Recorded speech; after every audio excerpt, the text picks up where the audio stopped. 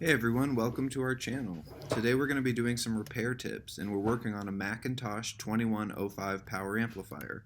What we're going to do is remove and replace that multi-can capacitor you see right there with a Hayseed capacitor.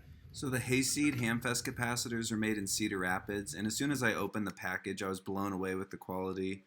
It was much heavier than the CDE Mallory's, polished to a mere finish, and I was really impressed by it. I think I'll use those from now on. So we're going to take the solder wick there. I'm using super wick, and you put the wick between the joint and the soldering iron and apply heat, and as the solder melts it's absorbed back up into the wick.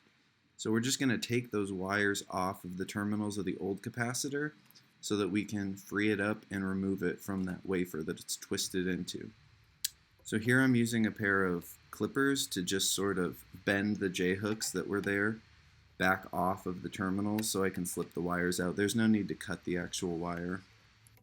Remember while you're desoldering these wires not to linger too long with the iron or it will melt the insulation of the wires, and that looks really ugly when you get done. And now we have to remove that insulating wafer that's riveted to that bracket, so we're going to drill it out. A small drill bit that can go through metal works fine. So you can see all those metal shavings are flying out of there. You have to be careful with that. I'll vacuum them up next. You do not want one of those metal shards getting in your circuitry and shorting something out.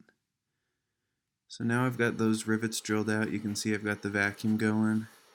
It's not a bad idea to carefully turn the chassis back over and just make sure that all of those metal shards come out. So here's the new wafer that they provided. They give you options if you want metal or fibrous, and they've included some solder wick, which is really cool. So now that all that's done, we have to break those tabs off and get this can out of that wafer. So I'm just bending them back and forth till they snap. Now the last one they've soldered to the chassis to make a solid ground.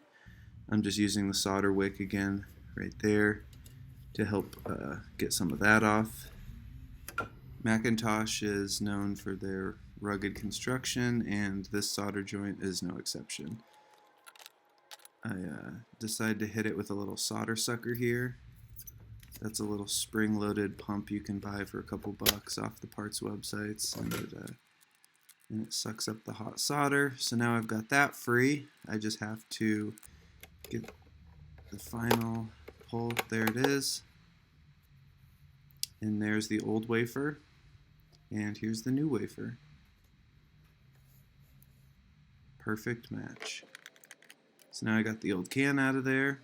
You can see the different sections are labeled, and the new can is labeled the exact same way. We have the circle, square, triangle, and blank tab, and they correspond to the same symbols on the original can, so it's really easy to replace this. So I'm just going to make sure that I put it back in the wafer in the same direction, and that way the wires will hook up just like they came out. So here's the new wafer. I'm fitting it in, and you remember we drilled out the rivets, so we're going to have to get some hardware in there. So I'm just cleaning it up one last time before I install that wafer, and I opted for some number 4 hardware with lock nuts on the back. So that goes in easily, and now the new can capacitor, those twist tabs, they slide right through the slots on the wafer. Now that we've got that in, we just have to twist the tabs to lock that in. That's why they call it a twist lock capacitor. And here I'm measuring the DC resistance between the positive terminals on the capacitor and the ground plane of the chassis, just to make sure I don't have any shorts. And as you can maybe see, they're all measuring about 9 megohms, which is about the limit of my tester. So here I'm just showing you the points that I was testing. Yeah, I'm using the black lead for the positive and the red lead for the ground, but it's a DC resistance, it really doesn't matter. So now I'm just twisting the new wires back onto the tabs where they came from, clean up the ends a little bit and J-hook them around, make a nice mechanical connection. You don't want the wire just floating in there, and then solder them down. So here this set of wires was too far gone, so I just cut it off and I dressed the ends of the leads, as you can see. And now I just tin them make J-hooks in them and attach them back to the tab. Since there was 3 wires going into one tab, I used that clamp right there. So now you can see I'm flowing a little solder on that tab. I thought this one would be represented in the video well since it's on top. And you can see the solder melts down onto the copper tab and onto all the wires. It flows really well, and that's done. So now we'll just dress the wires back into the chassis there, and we're done. Thanks for watching. Comment anything you learned, questions or comments below, and we'll get more in the future. Hopefully we can dive into some amps that have problems that we're not sure of, and we can troubleshoot them together.